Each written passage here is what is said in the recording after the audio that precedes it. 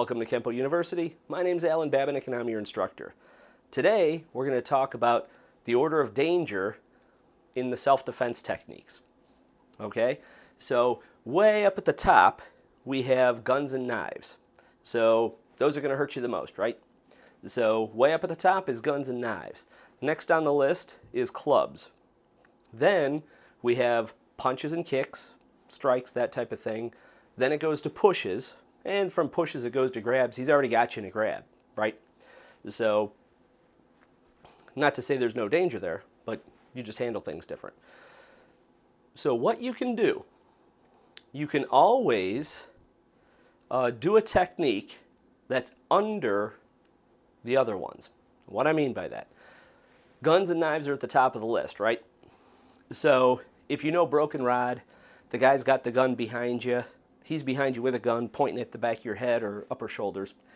You're going to turn, grab, step in, break, step forward, hit, come back up, grab, etc. You do broken rod, which is the gun technique.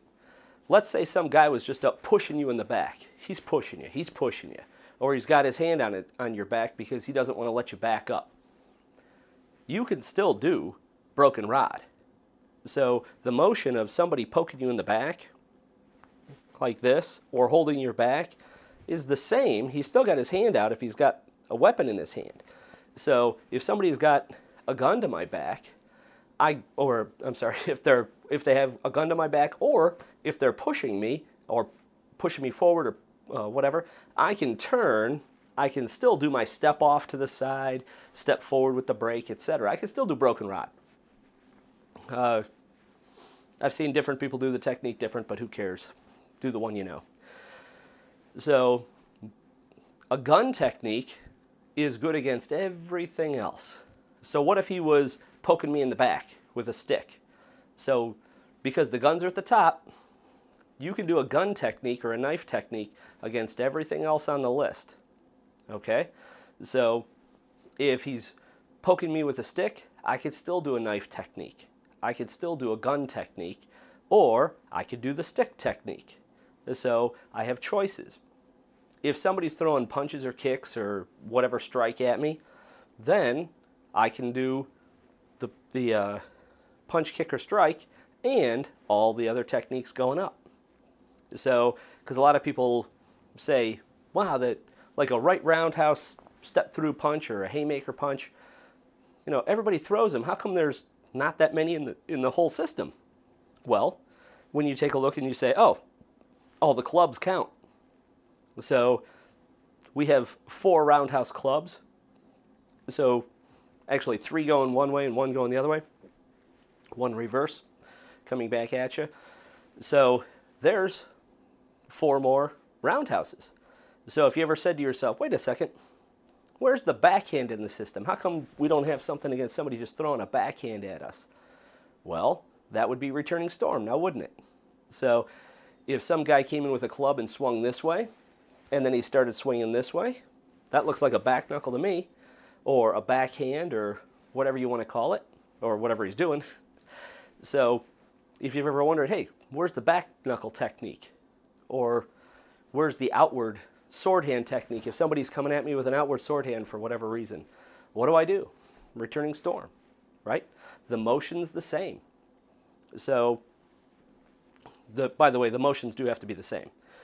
So if somebody was punching me in the stomach, we really don't have a technique against a low straight punch to the stomach, but clipping the storm would work perfect, wouldn't it, as you're going through it?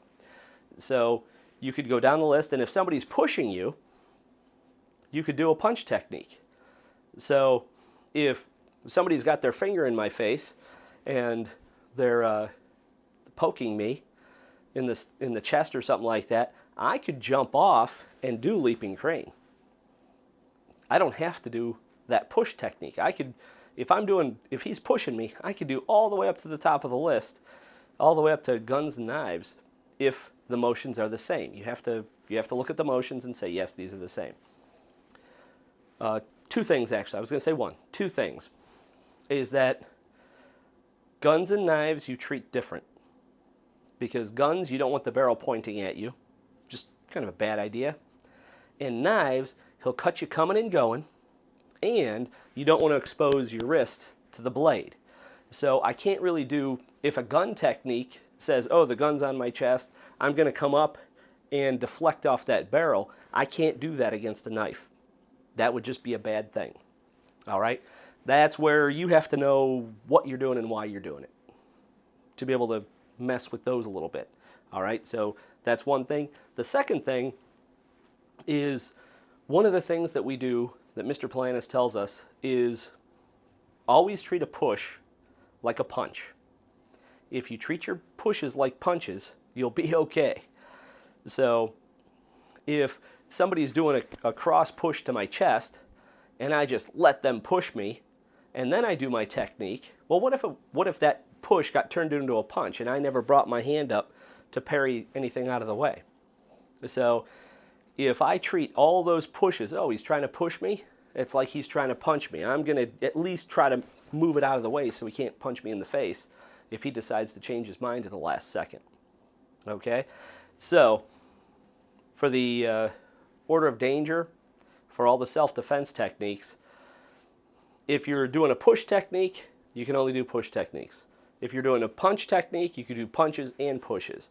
If you're doing, and kicks. If you're doing a club technique, you could do that club technique against clubs, punches, kicks, strikes, and pushes. And if you're doing knives and guns, if you're doing those techniques, you could do those against clubs, punches, kicks, and strikes, and the pushes. And again, grabs, they already got you. Grabs are what they are. So you can always go down in the order. So play with the system, think about things a little bit, and hey, there's some more right roundhouse punch techniques for you and a back knuckle technique for you.